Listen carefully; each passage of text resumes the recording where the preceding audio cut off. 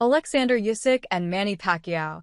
Double PPV running diary. They say Father Time is undefeated. I call BS on those who say that. This past Saturday, a 38-year-old man confirmed his status as the heavyweight champion of the world by knocking out an opponent more than a decade his junior.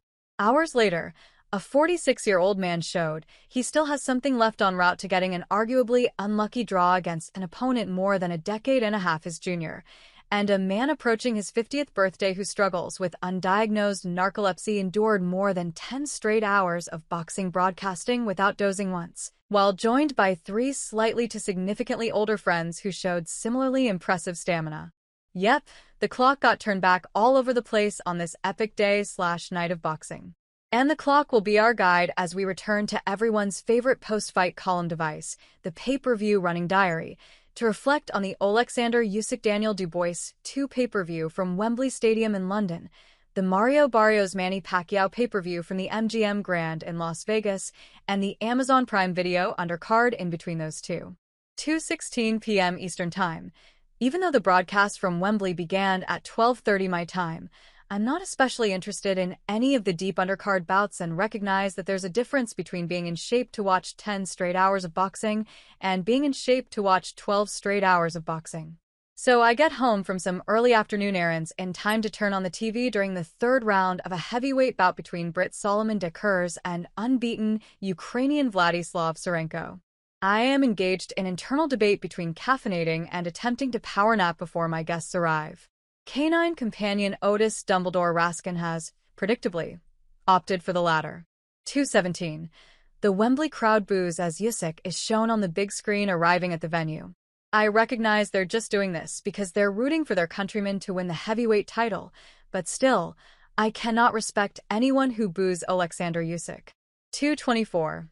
One of my guests, hardcore boxing fan David Kushin, who was also part of the previous PPV party running diary, texts to inform me he's leaving his house and will be arriving around 3:40.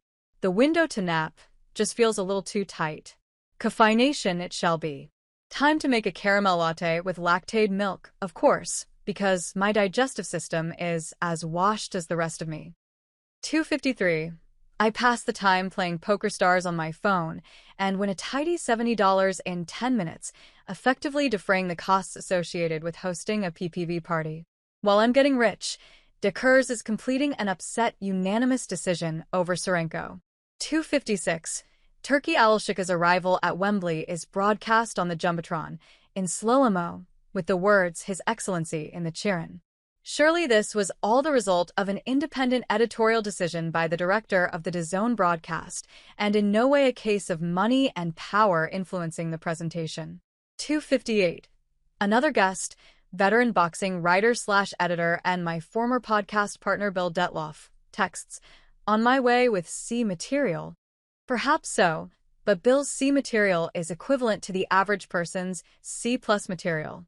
3:06. The final guest, former The Ring editor-in-chief Nigel Collins, emails to confirm my street address, and unfortunately, he is my old address, so I call to set him straight, and thus deprive the current occupants of my previous home of a chance to have their doorbell rung by an International Boxing Hall of Famer. 3:40. David arrives just as the 10th round begins of what had turned into a tremendous light heavyweight scrap between Daniel Lappin and Louis Edmondson. Not ideal timing, but all is forgiven because David arrives bearing cinnamon buns and life-altering apple pie from vegan bakery Papa Ganache. We hustle into the living room in time to catch the last 30 seconds of the fight, which Usyk's stablemate Lappin wins by majority decision. 4:15. Bill arrives early in the Dull Lawrence Oakley Kevin Lorena co-main, armed with homemade cookies, which we will later learn are delicious enough to make up for any substandard comedic material. 4:23. Nigel arrives, potato chips and additional cookies in hand, 3 minutes too late for all pot jokes I was prepared to fill this running diary with. 4:34. I have to be honest, the fully tattooed head of one of Oakley's cornermen is freaking me out. Nigel offers a welcome distraction in the form of talk of his recent trip to Fighter's Heaven, Muhammad Ali's old Deer Lake training campsite, and a handful of Bob Montgomery stories. This leads to a discussion of who is the oldest living former champ, and the internet informs us the answer is 89-year-old Freddie Little.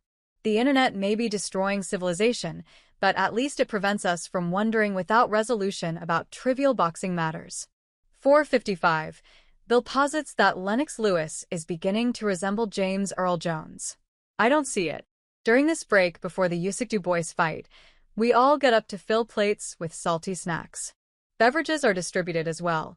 A beer for Bill, ciders for me and Nigel, nothing for David, water for Otis. He's the only one drinking out of a bowl on the floor, but that's subject to change now that the alcohol is flowing and the party vibe is picking up. 508. David observes that Bill's default state is disliking people until they prove worthy of being liked. That's exactly my default. You've just summed up my entire personality, Bill responds. 513.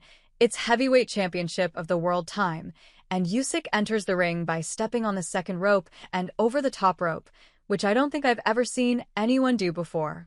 Does he always do that, and I just never noticed? Whatever the case, it's cool and badass, because Usyk did it. 516.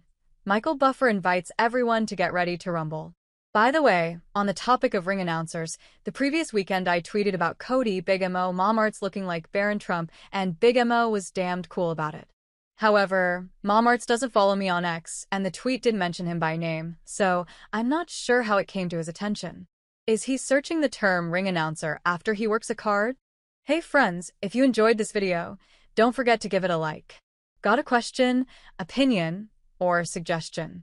Drop a comment below. I read all of them, and I often feature interesting ones in my next videos.